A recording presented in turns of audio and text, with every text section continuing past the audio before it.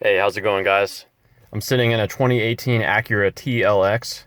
I'm going to show you how to reset the maintenance messages that show up on the cluster here. So to begin, you're going to press the engine start-stop button once and then twice. And you do that with your foot off the brake. This will put the car into power on mode.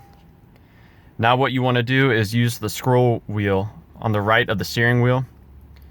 So scroll down until you get to where it says vehicle settings and tap in.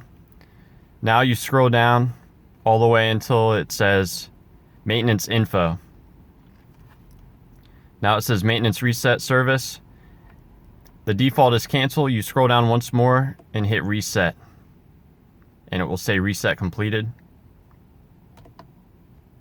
You can also reset the one for A as well.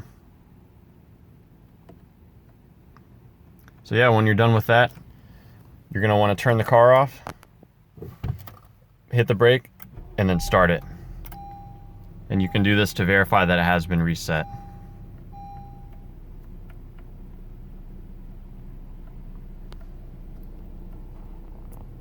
Let me know if you guys have any questions.